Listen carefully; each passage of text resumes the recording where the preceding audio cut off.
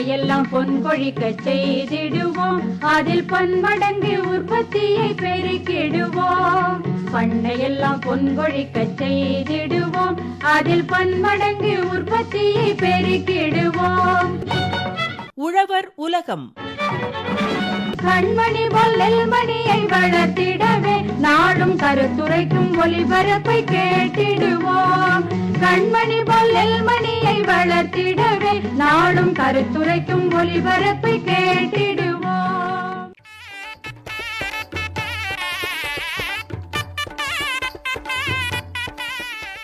லாபகரமான ஒருங்கிணைந்த பண்ணையம் தொடர் நிகழ்ச்சி.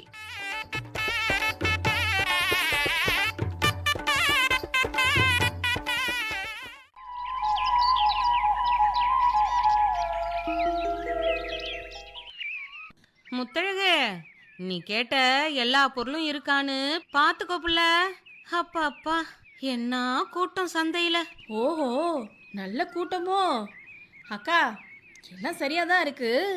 ஆனா புளி மட்டும் வாங்க விட்டுட்டீங்க போல. அச்சச்சோ, மறந்துட்டேன் பாரு முத்தழகு. சரி, என் வீட்டில் இருக்கு, நான் வேணும்னா கொஞ்சம் எடுத்தாரு வா. அதெல்லாம் வேணாம்க்கா, இப்போதைக்கு இருக்கு. இந்த வாரம் ஓட்டிடலாம். அடுத்த வாரம் சந்தைக்கு போகும்போது வாங்கிட்டு வாங்க. அப்படியா சொல்ற? சரி, வேணும்னா என்கிட்ட தயங்காம கேளு புள்ள. அப்புறம் இந்தா மீதி சில்லற சரியா இருக்கான்னு பாத்துக்கோ. அக்கா, அதெல்லாம் எல்லாம் சரியா தான் இருக்கும். ஆமா, நீங்க என்ன ரொம்ப குறைச்சலா சாமான வாங்கிட்டு வந்திருக்கீங்க? எங்க புள்ள, கையில எம்புட்டு காசு எடுத்துட்டு போனாலும் பத்த மாட்டேங்குது. அப்போலாம் கொஞ்சம் காசு எடுத்துட்டு போனாலே பை நிறைய பொருள் வாங்கின்னு வருவோம். இப்போ அப்படியா? கை நிறைய காசு எடுத்துட்டு போனாலும் பைய நிறைய மாட்டேங்குதே. அக்கா, சரியா தான் சொல்றீங்க. அது மட்டுமா, நமக்கும் இந்த காலநிலை மாற்றம், நோய் தொற்று, ஆள் கூலி, இப்படி பல காரணத்தால நிலையான வருமானம் வேற கிடைக்க மாட்டேங்குதே. ஏதாவது செஞ்சு வருமானத்தை அதிகரிச்சுக்கலான்னு பார்த்தா என்ன செய்யலான்றதே தெரிய மாட்டேங்குதே. அக்கா, வருமானத்தை அதிகரிக்க நான் வேணும்னா ஒரு யோசனை சொல்லவா? என்ன முத்தழகு, சொல்லவான்னு கேக்குற? நிலையான வருமானம் கிடைக்க அப்ப வழி இருக்கா என்ன? இருக்குக்கா, ஒருங்கிணைந்த பண்ணையம் தான் அதுக்கான வழி. ஒருங்கிணைந்த பண்ணையமா? ஆமாக்கா, கொஞ்சம் பொறுங்க, இவங்க சொல்றதை கேளுங்க, அப்புறம் புரியும். யாரு முத்தழகு? ஒருங்கிணைந்த பண்ணையத்தில் கால்நடை மற்றும் கோழிகளுக்கான பண்ணை பொருளாதாரம் குறித்து சென்னை கால்நடை மருத்துவக் கல்லூரி கால்நடை பராமரிப்பு பொருளியல் மற்றும் வணிக மேலாண்மை துறை பேராசிரியர் டாக்டர் ஏ சேர்மஸ் சரவண பாண்டியன் அவங்க தான் தகவல்களை சொல்ல போறாங்க. கவனமா கேட்போம்.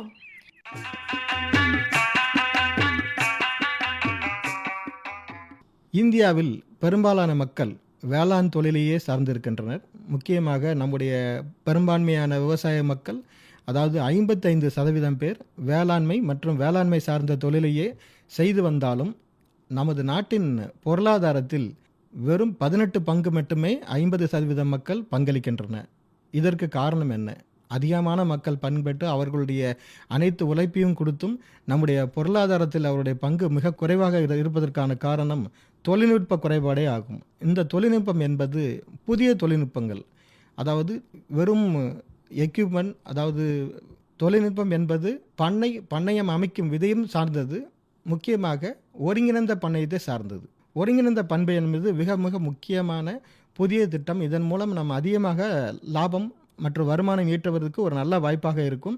இதில் பயிர் சாகுபடி, கால்நடை வளர்ப்பு, மீன் உற்பத்தி மற்றும் தோட்டப்பயிர் வளர்ப்பு மற்றும் இதர வேளாண்மை சார்ந்த தொழில்களில் ஏதேனும் ஒன்றை பிரத்யேகமாக செய்யாமல் அனைத்தையும் ஒன்றிணைத்து ஒரே தொகுதியிலிருந்து கிடைக்கும் வெளியீடு, அதாவது தற்பொழுது கால்நடை வளர்ப்பதன் மூலம் நமக்கு நிறைய உரம் கிடைக்கிறது, இயற்கை உரம். இந்த இயற்கை உரத்தை நாம் நேரடியாக பயிர் சாகுபடிக்கு பயன்படுத்தினால் நல்லதொரு உரமாகவும் அமையும். அதே நேரத்தில் மிகவும் குறைவான செலவில் ஒரு நல்ல ஒரு உரமாகவும் அமைவதற்கு வாய்ப்பு இருக்கிறது. இதன் மூலமாக வீண் விரயங்கள் மற்றும் வீண் செலவுகள் குறையப்பட்டு அனைத்து பொருட்களும் சிறப்பாக பயன்படுத்தி அதிகப்படியான லாபம் ஈட்ட முடியும். இதில் எந்த விதத்திலையும் எதுவுமே விரயமாவது இல்லை. இதன் மூலமாக மேலும் ஆண்டு முழுவதும் வருவாய் மீட்டும் வாய்ப்பும் கிடைக்கிறது. ஏனென்றால் ஒரே தொழிலை செய்து கொண்டிருக்கும் போது இதர நேரங்களில் அதிகபட்சப்படியான வேளாண் பெருமக்கள் எஞ்சிய நேரத்தை வீணடித்து கொண்டிருக்கின்றனர். அந்த நேரத்தில் நாம் மற்றொரு தொழிலையும் ஒருங்கிணைத்து செய்யும் பொழுது அதை நாம் கவனமாக செய்தால் நம்முடைய வருமானத்தையும் பெருக்குவது மட்டுமல்லாமல் ஆண்டு முழுவதும் எந்தவித இடைவெளி இல்லாமல் நல்ல வருமானம் ஈட்டும் வாய்ப்பும் நமக்கு கிடைக்கின்றது. எடுத்துக்காட்டாக கால்நடைகளில் கறவை மாடுகளில் வளர்ப்பதனால் ஆண்டு முழுவதும் பால் விற்பனையின் மூலம் வருமானம் கிடைப்பது, மேலும் குடும்பத்திற்கு ஊட்டச்சத்துக்கு தேவையான பால் மற்றும் இதர பொருட்கள் நமக்கு மிகவும் எளிதாக கிடைக்கின்றது. வேளாண்மையுடன் சேர்த்து கறவை மாட்டு பண்ணை அமைக்கும் போது கறவை மாடுகளுக்கு தேவையான தீவன பயிர்களை சாகுபடி செய்ய வேண்டிய வாய்ப்பும் நமக்கு கிடைக்கின்றது. எனவே கோ 4, கோ 5, கோ F29 தீவன மக்காச்சோளம், தட்டைப்பயிறு, அகத்தி, வேலி மசால் போன்ற தீவன பயிர்களை நாம் சாகுபடி செய்யலாம். எனவே இந்த சாகுபடி மூலமாக கிடைக்கும் தீவன பயிர்கள் கால்நடைகளுக்கு மிக சிறந்த தீவனமாக அமைகின்றன. கறவை மாடுகளுக்கு தேவையான கொட்டகை அமைத்தல், அதிக பால் தரக்கூடிய கலப்பின பரிசங்களை வாங்கி வருடத்துக்கு ஒரு கன்று என்ற விதத்தில் வளர்க்கும் போது நல்ல இனவர்த்தி முறையில் செய்யும்போது நமக்கு நல்ல லாபம் கிடைப்பதற்கு வாய்ப்பு அமைகிறது. மேலும் கால் மற்றும் வாய் நோய், மடிவீக்க நோயிலிருந்து பாதுகாத்த முடியும். பாலுக்கு நல்ல விலை கிடைக்கும் போது விற்பனை செய்வதன் மூலம் நல்ல வருவாயும் ஈட்டலாம். அது மட்டும் இல்லாமல் வெள்ளாடு மற்றும் செம்மறியாடு வளர்ப்பும் போது நீர்ப்பாசன வசதி உள்ள நிலங்களில் வெள்ளாடு வளர்ப்பும், மானாவாரி நிலங்களில் செம்மறியாடு வளர்ப்பு அல்லது இறைச்சிக்கான கிடாக்குட்டிகள் வளர்ப்பு முறைகளை நாம் மேற்கொள்ளலாம். வெள்ளாடுகளில் கன்னியாடு, கொடியாடு, சேலம் கருப்பு இனங்களையும், செம்மறியாடுகளில் வேம்பூர், கீழக்கரிசல் போன்ற அந்தந்த மாவட்டத்துக்குரிய இனங்களை தேர்வு செய்து கொட்டகை அமைத்து சமச்சீர் தீவனம் அளித்து முறையான நோய் தடுப்பு முறைகளை மேற்கொண்டதால் கூடுதல் வருமானம் அடைய முடியும். வெள்ளாடு மற்றும் செம்மறியாடுகள் வளர்ப்பதன் மூலம் பயிர் உற்பத்தியின் கழிவுகளை ஆட்டினங்களுக்கு தீவனமாக பயன்படுத்தி செலவுகளை குறைத்து குறிப்பிட்ட இடைவெளியில் நல்ல வருமானம் ஈட்ட முடியும். தற்போது நாட்டுக்கோழி வளர்ப்பில் வேளாண்மையுடன் சேர்த்து நாட்டுக்கோழி வளர்ப்பை மேற்கொள்வதன் மூலம் தொடர்ந்து வருடம் முழுவதும் வேலைவாய்ப்பும் வருவாயும் ஈட்ட முடியும். நாட்டுக்கோழிகளை இறைச்சிக்காகவும் முட்டைக்காகவும் வளர்த்து விற்பனை செய்யலாம். இளம் குஞ்சு பராமரிப்பு, தீவன பராமரிப்பு, நோய் தடுப்பு முறைகளை மேற்கொண்டு இறப்பினால் ஏற்படும் இழப்பை தவிர்த்து அதிக லாபம் ஈட்ட முடியும். மேலும் புறக்கடை கோழிகள் வளர்ப்பதன் மூலம் பண்ணை நிலங்களில் உள்ள நோயை பரப்பும் கிருமிகள், பூச்சிகள், நத்தைகள் அழிக்கப்படுவதன் தேவையின் போது நாட்டுக்கோழிகளை விற்பதன் மூலம், முட்டைகளை விற்பதன் மூலமும் நல்ல வருமானம் ஈட்ட முடியும். வெண்மன்றி தொழிலை விவசாயத்துடன் ஒருங்கிணைப்பதன் மூலம் வேளாண் கழிவுகள் சிறப்பாக பயன்படுத்தப்படுவதுடன் வெண்மன்றி பண்ணையிலிருந்து உருவாகும் கழிவுகள் பயிர் வளர்ப்பில் சிறந்த உரமாகவும் மீன் வளர்ப்புக்கு சிறந்த உள்ளீடாகவும் பயன்படுகின்றன. இதன் மூலம் மீன் வளர்ப்புக்கு உள்ளீட்டு செலவுகள் கணிசமாக குறையும். மேலும் வெண்பன்றிகள் குறுகிய காலத்தில் விற்பனை வயதை அடையும் தன்மை கொண்டதாலும் உணவு கழிவுகளை சிறப்பான முறையில் பயன்படுத்தும் திறன் கொண்டதாலும் வெண்பன்றி பண்ணையில் குறைந்த செலவில் அதிக லாபம் ஈட்ட முடியும். மீன் வளர்ப்பை ஒருங்கிணைப்பதன் மூலம் கால்நடை தொகுதிகளான கறவை மாடு, ஆடு, கோழி மற்றும் வெண்பன்றி வளர்ப்பிலிருந்து கிடைக்கக்கூடிய கழிவுகள், முக்கியமாக சாணம், மீன் குட்டையில் தீவன உற்பத்திக்கு பயன்படுகிறது. இக்கழிவுகள் மீன்களின் முக்கிய உணவான ஃபைட்டோபிளாங்க்டான் மற்றும் ஜூ பிளான்டான் உற்பத்தி செய்ய பயன்படுத்துகிறது. அதாவது மேற்கூறிய அனைத்து விதமான ஒருங்கிணைத்த பண்ணைகளிலும் ஒரு பிரிவிலிருந்து கிடைக்கக்கூடிய உபப்பொருட்கள் அல்லது கழிவு வீணடிக்கப்படாமல் உபயோகப்படுத்தப்பட்டு மொத்த செலவு குறைக்கப்படுகிறது. இதனால் தன்னிச்சையாக நிகர லாபம் அதிகரிப்பதுடன் வருடம் முழுவதும் வேலைவாய்ப்பு உறுதி செய்யப்படுகிறது. தமிழ்நாட்டில் ஒருங்கிணைந்த பண்ணையம் மேற்கொள்வதன் மூலம் என்னென்ன பொருளாதார நன்மைகள் விளைகிறது என்பதை பற்றி பல்வேறு ஆராய்ச்சி திட்டங்கள் கணக்கிடப்பட்டுள்ளன. அதன்படி நஞ்சை நிலத்தில், முக்கியமாக காவிரி பாசன பகுதி பெற்ற ஒருங்கிணைந்த பண்ணைய திட்டத்தில் நம்முடைய தமிழ்நாடு வேளாண் பல்கலைக்கழகத்தில் நடத்தப்பட்ட ஆராய்ச்சியில் 0.8 ஹெக்டேர் நிலப்பரப்பில் எவ்வாறு ஒருங்கிணைந்த பண்ணையம் அமைக்கலாம் என்பதன் மூலம் ஒருங்கிணைந்த பணத்தில் பயிர் திட்டங்களான நெல், உளுந்து, மக்காச்சோளம், எள், வெண்டை, நெல், சூரியகாந்தி ஆகியவற்றை 76% நிலத்திலும், வாழை 12% நிலத்திலும், கம்பு, நேப்பியர், ஒட்டுப்புல் 0.04 ஹெக்டேர் மற்றும் அசோலா 0.01 ஹெக்டேர், கறவை மாடுகள் 2, நாட்டுக்கோழிகள் 150, மீன் வளர்ப்பது 0.0 ஹெக்டேர் மற்றும் மண்புழு உரம் தயாரிப்பது 0.002 ஹெக்டேர் ஆகியவை பராமரிக்கப்பட்டது. இதன் மூலமாக கிடைக்கும் பொழுது கறவை மாடுகளிலிருந்து கிடைக்கும் பால் முதலியவை குடும்பத்திற்கும் விற்பனைக்கும் கிடைக்கின்றன. கறவை மாடுகளுக்கு உணவாக வைக்கோல், கம்பு, நேப்பியர், புல், வேலி மசால், அரிசி தவிடு, உளுந்து பொக்கு, அரிசி கஞ்சி, அசோலா ஆகியவை ஒருங்கிணைந்த பண்ணையத்திலிருந்து பெறப்படுவதால் இடுபொருட்கள் செலவு மிகவும் கணிசமாக குறைகிறது.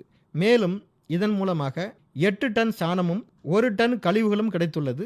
இவற்றை மண்புழு உரமாக்குவதால் 2.5 டன் மண்புழு உரம் கிடைக்கிறது. இந்த மண்புழு உரம் பயிர்களுக்கு சிறந்த உரமாக இடப்பட்டது மற்றும் பயிர் மற்றும் கால்நடையிலிருந்து பெறப்பட்ட கழிவினை சுழற்சி முறையில் நல்ல எருவாக மாற்றப்பட்டு வயல்களுக்கு இடுவதால் மண்ணின் வளம் மேம்பட்டுள்ளது. ரசாயன உரத்தின் அளவு 25% குறைந்துள்ளது. இதனால் இடுபொருள் செலவும் குறைந்துள்ளது. மீன் குட்டையில் 800 மீன் குஞ்சுகள், கட்லா, ரோகு, மிர்கால் போன்றவை வளர்க்கப்படுகிறது. இதன் மூலமாக கோழி எச்சம், சாணம், மக்காச்சோளம், அரிசி தவிடு, கம்பு, நேவியர் புல், அசோலா மீன்களுக்கு உணவாக பயன்படுத்தப்படுகிறது. இந்த பண்ணையத்தை நாம் மேற்கொள்வதால் நல்ல ஒரு லாபம் ஈட்ட வாய்ப்புள்ளது. முக்கியமாக ஒரு எடுத்துக்காட்டாக சொல்வதென்றால் பயிர், வாழை, கறவை மாடு, மீன் வளர்ப்பு, கோழி வளர்ப்பு, மண்புழு உரம் ஆகியவற்றை நாம் ஒருங்கிணைந்து செய்யும் பொழுது நம்முடைய உற்பத்தி திறன் அதாவது 0.8 ஹெக்டேர் அளவில் 2 லட்சம் ரூபாய் இருக்கிறது. இதன் மூலமாக கிடைக்கும் மொத்த லாபம் 3.5 லட்சம் ரூபாய் ஆகும். எனவே நிகர லாபம் 1.5 லட்சம் கிடைக்க வாய்ப்புள்ளது. அது மட்டும் இல்லாமல் வேலைவாய்ப்பு திறன் 365 நாட்கள் கிடைக்கின்றது. இதன் மூலமாக நஞ்சை நிலத்தில் பயிர் சாகுபடியின் வாழை, கறவை மாடு, மீன் வளர்ப்பு, கோழி வளர்ப்பு, மண்புழு உரப்பு ஆகியவற்றை அனைத்தையும் ஒருங்கிணைக்கும் போது வளமான இயற்கை உரத்துடன் அதிக உற்பத்தி திறன், வேலைவாய்ப்பு மற்றும் நிகர லாபம் நாம் பெற முடியும். இது நஞ்சை நிலத்தை பொறுத்தது.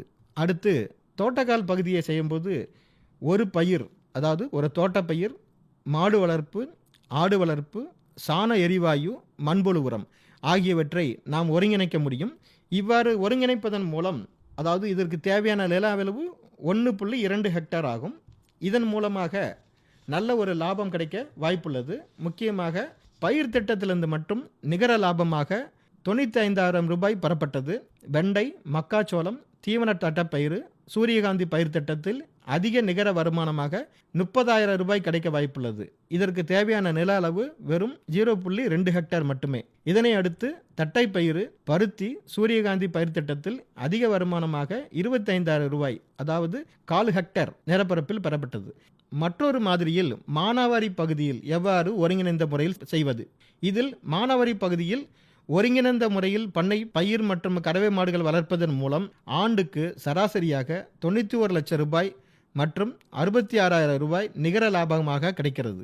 சாண எரிவாயு கலன்களிலிருந்து மட்டும் 2 கனமீட்டர் எரிவாயு தினந்தினம் பெறப்பட்டு 2 மாதத்துக்கு 1,500 ரூபாய் மிச்சமாகிறது.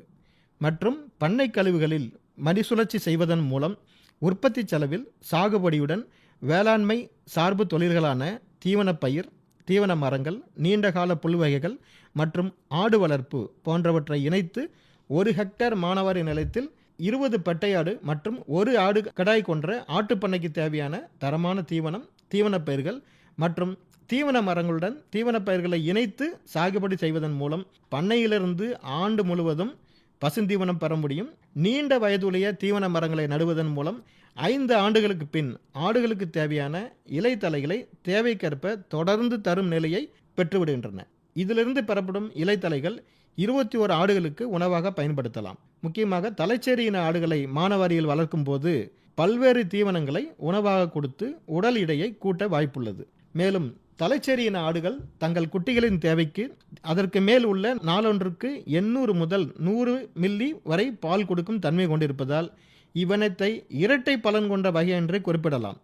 ஏனெனில் தலைச்சேரி இனத்தின் ஆட்டின் மூலம் பாலும் கிடைக்கிறது, இறைச்சியும் கிடைக்கிறது.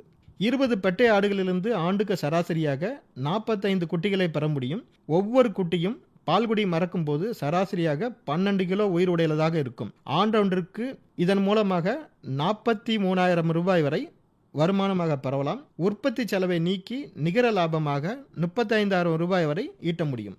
இத்துடன் 21 ஆடுகள் மற்றும் வெவ்வேறு வயதுடைய குட்டிகளை ஆண்டு முழுவதும் கொட்டகை முறையில் பராமரிப்பதன் மூலம் 11 டன் எடையுள்ள இயற்கை உரம் பெற முடியும். இத்தகைய தரமிக்க ஆட்டுக்கழுவை மண்ணில் இடுவதால் தலை, மணி மற்றும் சாம்பல் சத்து போன்ற முதன்மை சத்துக்களும் சுண்ணாம்பு, மக்னீசியம், கந்தகம் போன்ற 2ஆம் நிலை சத்துக்களோடு 7 வகை 3ஆம் நிலை சத்துக்களும் பயிர்களுக்கு கிடைக்கும். இதன் மூலமாக குறு விவசாயிகளின் நிகர லாபத்தை அதிகரிக்கலாம். மேலும் பண்ணை கழிவை இயற்கை எருவாக்கி பயன்படுத்துவதன் மூலம் மண்ணின் வளத்தையும் நிலைப்படுத்தி நீண்ட காலத்துக்கு தேவையான நல்ல விளைச்சலையும் பெற முடியும். பண்ணை அளவில் கிடைக்கக்கூடிய அனைத்து கழிவு மற்றும் உற்பத்தி பொருட்களை சுழற்சி முறையில் ஒருங்கிணைந்த பண்ணையத்தில் பயன்படுத்துவதால் உழவர்களின் உற்பத்தி செலவை கணிசமாக குறைக்க முடியும். எனவே அங்கக உரங்களை கொண்டு சாகுபடி நிலங்களை பராமரிக்க ஒருங்கிணைந்த பண்ணைய திட்டம் ஒரு சிறந்த பண்ணையாகும்.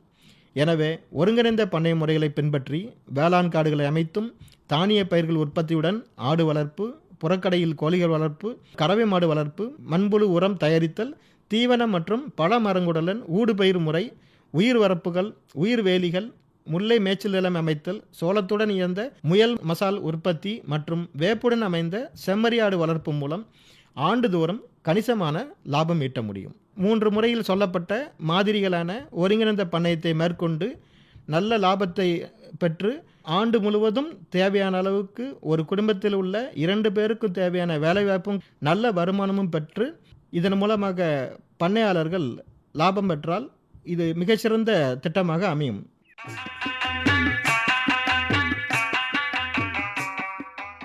என்ன பட்டக்கா, ஒருங்கிணைந்த பண்ணையத்தில் கால்நடை மற்றும் கோழிகளுக்கான பண்ணை பொருளாதாரம் குறித்து சென்னை கால்நடை மருத்துவக் கல்லூரி கால்நடை பராமரிப்பு பொருளியல் மற்றும் வணிக மேலாண்மை துறை பேராசிரியர் டாக்டர் ஏ சேர்ம சரவணபாண்டியன் அவங்க சொன்ன தகவல்களை கேட்டீங்களா? நல்லாவே புரிஞ்சுது முத்தழகு. விவசாயத்தை மட்டும் நம்பி இல்லாம ஆடு, மாடு, கோழி இது மாதிரி கால்நடைகளை விவசாயத்தோட சேர்த்து வளர்க்கறதுனால நம்ம வருமானத்தையும் பெருக்க முடியும்னு அருமையா புரிய வச்சுட்டாங்களே. ஆமாக்கா, ஒன்னுல விட்டாலும் இன்னொன்னுல புடிச்சிடலாம். இதனால ஆண்டு முழுக்க நிலையான வருமானம் கிடைக்கும். ஆமா முத்தழகு, நம்மளோட பண்ணை பொருளாதாரம் சிறப்பா அமையணும்னா அதுக்கு ஒருங்கிணைந்த பண்ணையம் தான் சரியான வழின்னு இப்ப நான் புரிஞ்சுக்கிட்டேன். அப்புறம் என்னக்கா, இனி உங்க வருமானம் பெருக போகுது. நிச்சயம் புள்ள. சரி, நான் கிளம்புறேன். அப்புறம் புளி தீர்ந்துடுச்சுன்னா என்கிட்ட கேட்க மறந்துடாத. அடுத்த வாரம் சந்தைக்கு போகும்போது மறக்காம உனக்கு வாங்கியாந்துடுறேன். சரிதானே? அதுக்கு என்னக்கா, அப்போ பாத்துக்கலாம். அடுத்த வாரம் சந்தைக்கு நானுமே வாரேன். கால்நடை நமது தோழன், அதை கருத்துடன் காத்திட வேணும். கால்நடை நமது தோழன், அதை கருத்துடன் காத்திட வேணும். பால் வளம் பெருகிட செய்யும், தாய் பசுவால் நலன் பல கிட்டும். பால் வளம் பெருகிட செய்யும், தாய் பசுவால் நலன் பல கிட்டும். அந்த கால்நடை நமது தோழன், அதை கருத்துடன் காத்திட வேணும்.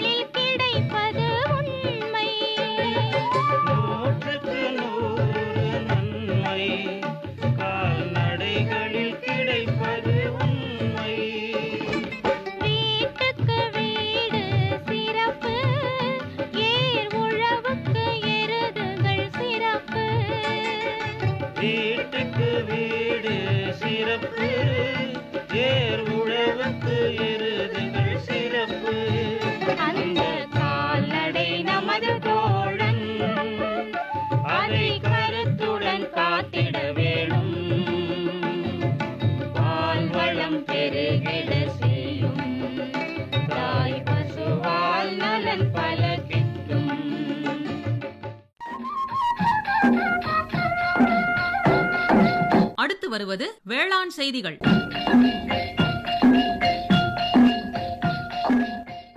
ஆமணக்கில் சாம்பல் பூஞ்சான நோய் மேலாண்மை. ஆமணக்கு என்பது உலகெங்கிலும் தொழில்துறையை சார்ந்த எண்ணெய் வித்து பயிராகும். தற்போது உலகில் 30க்கும் மேற்பட்ட நாடுகளில் ஆமணக்கு பயிரிடப்பட்டு வருகிறது. இந்தியா, சீனா, பிரேசில், மொசாம்பிக், எத்தியோப்பியா மற்றும் தாய்லாந்து ஆகிய நாடுகள் உலகின் மொத்த ஆமணக்கு உற்பத்தியில் சுமார் 90% பங்களிக்கின்றன. இந்தியாவில் ஆமணக்கு 0.97 மில்லியன் ஹெக்டேர் பரப்பளவில் 1.97 மில்லியன் டன் உற்பத்தி செய்யப்படுகிறது. இந்தியாவில் குஜராத், ராஜஸ்தான், ஆந்திரா ஆகிய மாநிலங்கள் ஆமணக்கு உற்பத்தியில் முக்கிய பங்கு வகிக்கின்றன.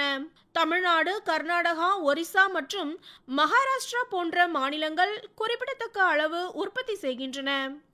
ஆமணக்கு செடி பூஞ்சை, பாக்டீரியா, வைரஸ் மற்றும் மைக்கோபிளாஸ்மா போன்ற நோய் கிருமிகளால் பெரிதும் பாதிப்புக்குள்ளாகிறது. இதில் சாம்பல் பூஞ்சான நோய் அதிக விளைச்சல் இழப்பை ஏற்படுத்துகிறது. இது ஆமணக்கு பூ மற்றும் காய்களில் நேரடியாக சேதத்தை ஏற்படுத்தும். போடோட்ரஸ் ரெசினி என்ற பூஞ்சை இந்த சாம்பல் பூஞ்சான நோயை ஏற்படுத்தும். இந்த பூஞ்சை அதிகமாக பெண் பூக்களை தாக்கும். ஏனெனில் பெண் பூக்கள் அதிகம் சதைப்பற்றுடனும் நீர்த்துளிகள் தேக்குவதற்கு ஏதுவாகவும் இருக்கும். இந்த நோய் ஆரம்ப அறிகுறியாக மஞ்சரியின் பூ மற்றும் காய்களில் சிறிய நீல நிற புள்ளியை தோற்றுவிக்கும். பின் கருமை நிற குழிந்த புள்ளிகளாக மாறும். இதிலிருந்து மஞ்சள் நிற திரவம் வெளியேறும். மேலும் பூஞ்சையின் வளர்ச்சி அதிகமாக காணப்படும்.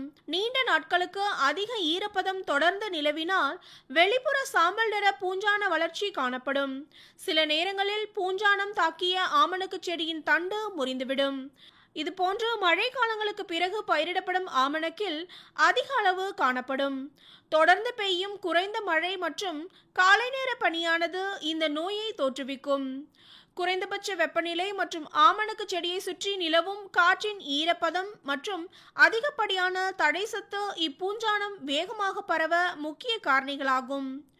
போடோட்ரஸ் ரெசினி என்ற பூஞ்சை 20 முதல் 25 டிகிரி செல்சியஸ் குறைந்தபட்ச வெப்பநிலை மற்றும் அதிக காற்றின் ஈரப்பதத்தில் வளரும். இதன் தீவிரம் 27 டிகிரி வெப்பநிலையுடன் 72 மணி நேரம் இலையில் ஈரப்பதம் நிலவும் போது அதிக அளவில் இருக்கும். இதன் மூலம் இப்பூஞ்சானம் நிலத்தில் இருந்து அடுத்த பருவத்தில் ஆமணக்கு பயிரை தாக்கும். ஏத்தாப்பூரில் உள்ள மரவள்ளி மற்றும் ஆமணக்கு ஆராய்ச்சி நிலையத்தில் சாம்பல் பூஞ்சான நோயை கட்டுப்படுத்த ஆராய்ச்சி மேற்கொள்ளப்பட்டது. இதன் மூலம் வானிலை காரணிகளுக்கும் சாம்பல் நோய்க்கும் உள்ள தொடர்பு ஆராயப்பட்டது. இந்த ஆராய்ச்சி YRCH1 என்ற வீரிய ஒட்டு ஆமணக்கு ரகத்தில் மேற்கொள்ளப்பட்டது. ஜூன் மற்றும் ஜூலை மாதங்களில் விதைப்பு செய்யப்பட்டு அதனுடன் வானிலை காரணிகளான வெப்பநிலை, ஈரப்பதம் மற்றும் மழை அளவு கண்காணிக்கப்பட்டது. அத்துடன் சாம்பல் பூஞ்சான தாக்கமும் கண்காணிக்கப்பட்டு ஒப்பிடப்பட்டது. ஜூன் மாதத்தில் விதைப்பு செய்யப்பட்ட ஆமணக்கில் சாம்பல் பூஞ்சான நோய் 36வது வாரத்தில் தோன்றியது கண்டறியப்பட்டது. ஜூலை மாதத்தில் விதைப்பு செய்யப்பட்ட ஆமணக்கில் பூஞ்சான நோய் 42வது வாரத்தில் தோன்றியது. குறைந்தபட்ச வெப்பநிலை 24 டிகிரியும் ஈரப்பதம் 83% இருந்தால் இந்த பூஞ்சான நோய் காணப்படும். குறைந்தபட்ச வெப்பநிலை மேலும் குறையும் போது நோய் தாக்கம் அதிகரிக்கும். அதே சமயம் காற்றின் ஈரப்பதம் அதிகரிக்கும் போது நோய் தாக்கமும் அதிகரிக்கும். எனவே குறைந்தபட்ச வெப்பநிலை மற்றும் அதிக காற்றின் ஈரப்பதம் நிலவும் போது ஆமணக்கில் சாம்பல் பூஞ்சான நோய் ஏற்படும். அதனை கட்டுப்படுத்த நோயின் அறிகுறி தென்பட்டவுடன் புரோபிகோனசோல் என்ற பூஞ்சான கொல்லியை 0.1% தெளித்து கட்டுப்படுத்தலாம்.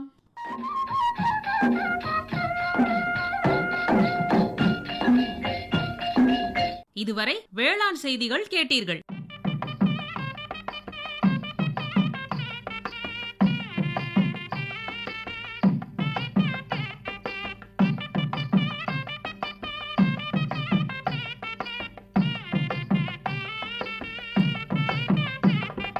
பயிர் வளர்த்து பலன் பெருக்கி புரிய வேணும் சாதனை, அந்த நிலத்தின் வளத்தை நிலைக்க வைக்க மண் பரிசோதனை. பயிர் வளர்த்து பலன் பெருக்கி புரிய வேணும் சாதனை. அந்த நிலத்தின் வளத்தை நிலைக்க வைக்க மண் பரிசோதனை.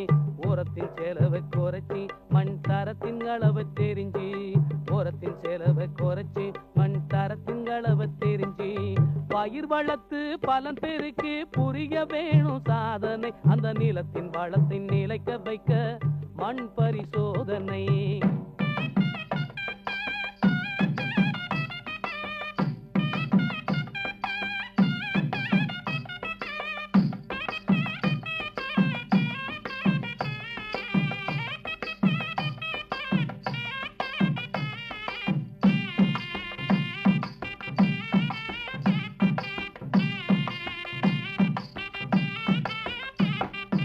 பயிர் இல்லாத காலத்துல தான் மண் மாதிரி எடுக்கணும்.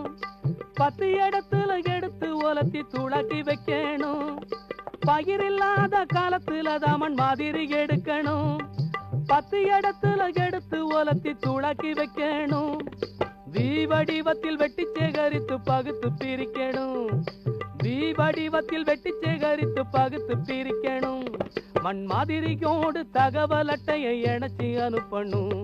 மண் மாதிரியோடு தகவல் அட்டையை இணைச்சி அனுப்பணும். பயிர் வளர்த்து பலன் பெருக்கி புரிய வேணும் சாதனை. அந்த நிலத்தின் வளத்தின் நிலைக்க வைக்க மண் பரிசோதனை.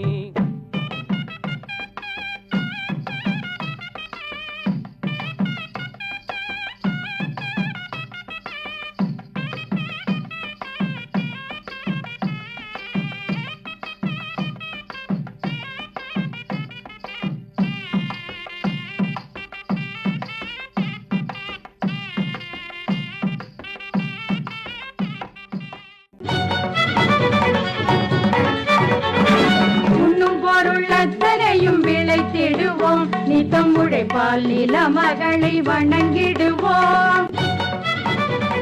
அமைப்பில் உதவி பி. சண்முகப்பிரியா.